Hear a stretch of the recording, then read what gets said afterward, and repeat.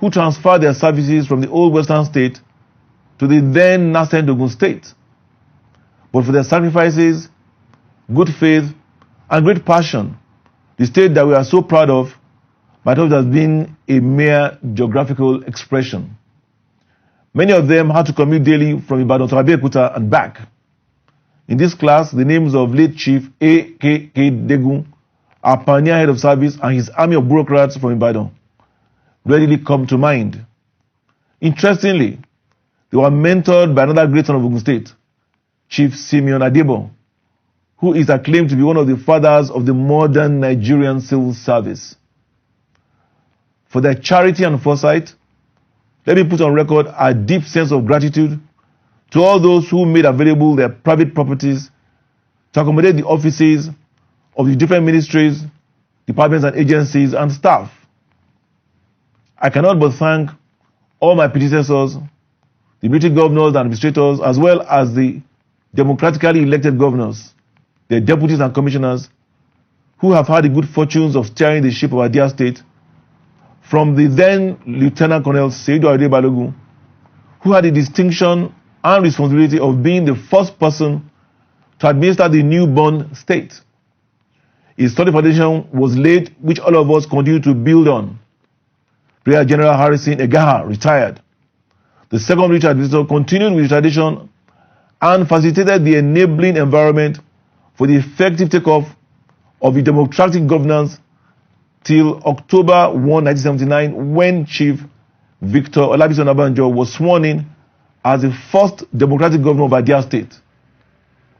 Governor Onabanjo, a journalist, deep in the tradition of education, especially in the area of implementing the free education policy of their party, the UPN.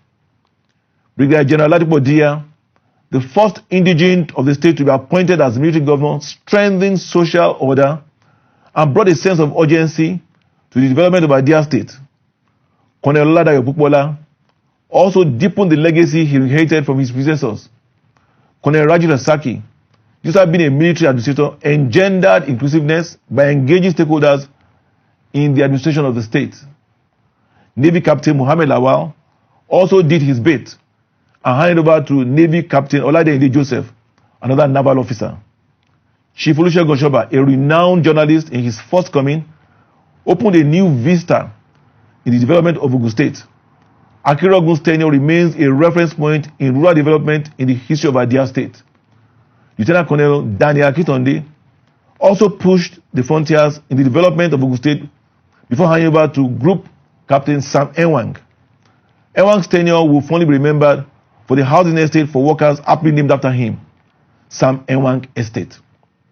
Navy Commander Kayode Olofimoyin took over and had the distinction of presiding over the transition that led to the next democratic dispensation that ushered in Chief Olusegun Shoba's second coming, which also marked another remarkable achievement in governance and delivery of democratic dividends. Otunwa Gbenga Daniel took over, and his tenure will be remembered for the rapid industrialization and economic development, especially blazing the trail of the increase in the internally generated revenue of the state. Senator Ibukile Amosu, my immediate predecessor in office and the fourth civilian governor of the state, approached the task of governance and zeal with determination to consolidate the gains of the past and chart a course for further infrastructural development of our dear state. To all of you, once again, on behalf of the government and the entire people of Ogun State, I say thank you. Let me also say that the list of national icons in Nigeria is more or less that of who is who in Ogun State. Our sons and daughters continue to blaze the trail in all fields of human endeavor. If Ogun State continues to tower over and above her contemporaries, it is because we are standing on the shoulders of these giants. So as a matter of fact, because of the solid foundation already laid for us by these giants, that we are where we are today at the top of everything good in Nigeria. These people gave their yesterday to give us today that we are proud of. That is why as state and citizens, we will never toy with the efforts of our heroes. We are proud that some of the people who are our founding fathers and promoters of the new Ogun State are still around. Baba Oluneye Bisola Okuboyejo, who was then a permanent secretary, is still serving the capacity of the chairman of the Ogun Governor's Advisory Council. Baba in his advanced age still serves the state with his heart and might. This will serve as an inspiration to those of us, the younger generation, to work harder and more assiduously in building a state we all desire and which those who come after us will be proud of. My dear people of Ogun State, 45 years is no mean achievement in the historical development of any state, whether a subnational or a nation. Should have rolled out the drums in celebration, but we will not do that. This is not because of want of what to celebrate, but because of the need to adhere strictly to the prevention protocols against the COVID-19 pandemic. This celebration will decidedly be low-key. With a humble beginning in 1976, our dear state has grown to become one of the most viable states in Nigeria. We have grown our internal generated revenue to become the first among states created at the same time with us.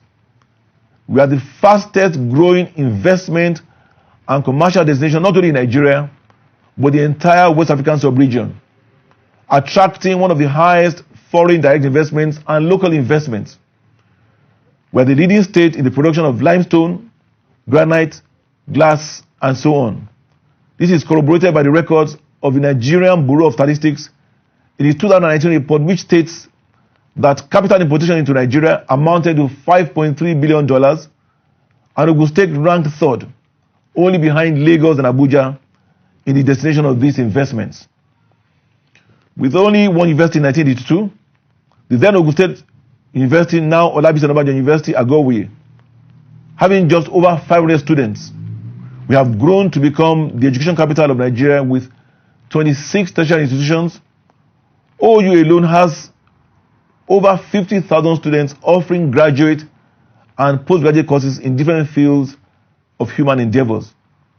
With the commitment and doggedness of our people, we have become the biggest producer of cassava in Nigeria, the biggest producer of poultry in Nigeria, biggest producer of rice in the Southwest, and one of the biggest producers of other food and cash crops.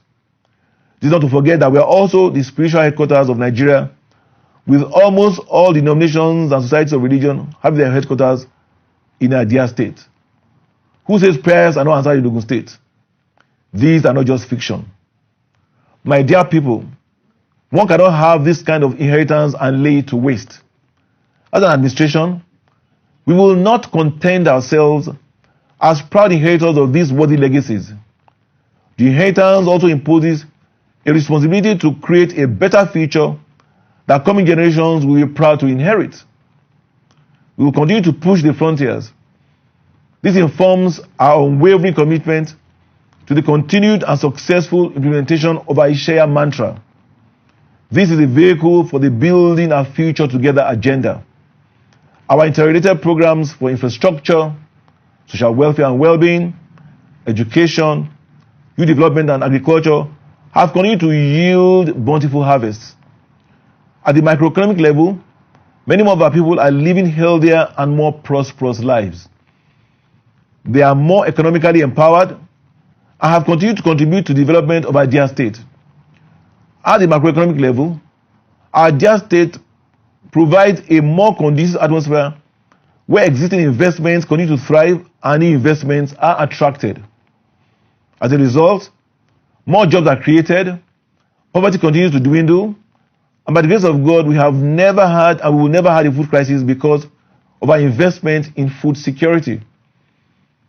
In all, the people are happier. You agree with me that that is in tandem with the supreme goal of the founding fathers of Ogun State.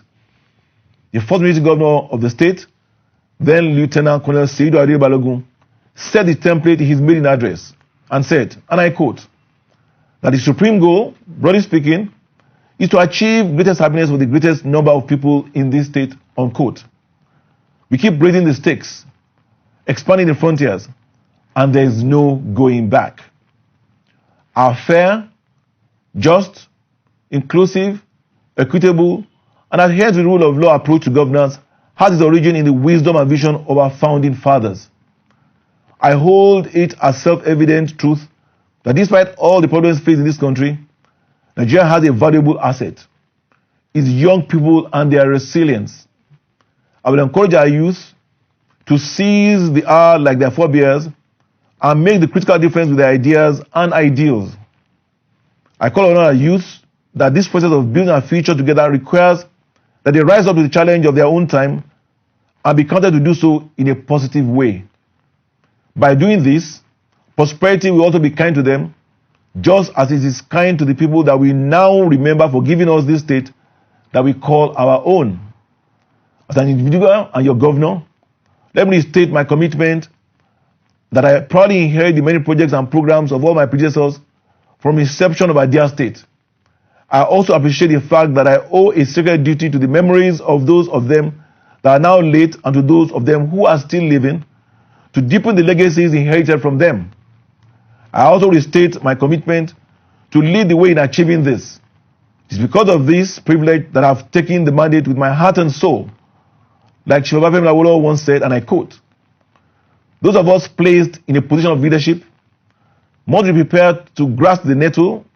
If we unite in doing so, and if in addition we set a worthy example and a marathon pace in probity, unselfishness, and self-sacrifice, the people will follow all too readily in our footsteps." Unquote. I and my team have internalized all these prescriptions of our sage Papa Wo to achieve the Ogun state of our collective dream and blaze the trail of good governance in the Committee of State in Nigeria. Let us also use the occasion of the 45th anniversary of our dear state to appeal to the rest of Nigerians. We must eschew all forms of violence and learn to live together. We must also appreciate that there can be no development in an atmosphere of insecurity. We must learn to manage our diversity and turn it into our strength. There can never be a better lesson in the management of diversity as a source of strength than from us in Ogun State. With over 10 sub-ethnic groups, this diversity has been one of the major forces propelling the development of our dear state. We keep harnessing the strengths and potential of these sub-ethnic groups for the general good of everyone.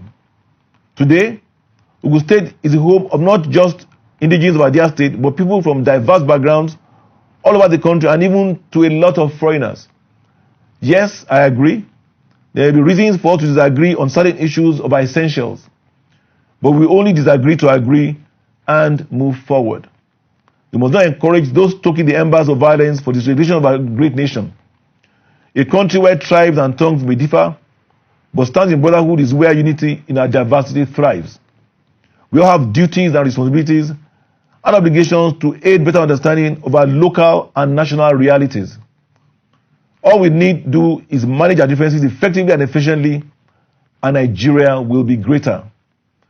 My dear people of Ogun State, let me restate the commitment of our administration to continue to deploy resources towards ensuring conducive environment for all our people to discover and nurture their potentials, irrespective of age, gender, status, and location. However, I'm aware that I cannot do it all alone, not only with my team, which I'm proud of, but with every citizen and resident of Ogun State. On this day of the 45th anniversary of our dear state, therefore I enjoin all of us to look back as proud inheritors of worthy legacies.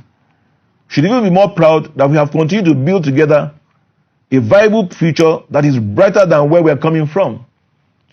On our part, we will continue to put Ogun State on the top among the Committee of States in Nigeria. Although no government can claim to possess all the wherewithal for development, but meaningful contributions and cooperation from our people will take our development strides into a higher pedestal. All we ask for is more support, cooperation, collaboration, and prayer towards the continued development of our dear state. I also use the opportunity to call on individuals and corporate organizations to continue to partner with us in the journey to building a viable future for our dear state. As I end this address, I enjoin all our people that as we join in the celebration of our dear state at 45, we should continue to adhere strictly to the guidelines and protocols in the fight against COVID-19 at all times. Once again, on behalf of your government, I wish all of us and our dear state a happy 45th anniversary of creation of Ogun State. And I pray that we have more prosperous years for us as individuals and as a state. I thank you all for listening to me.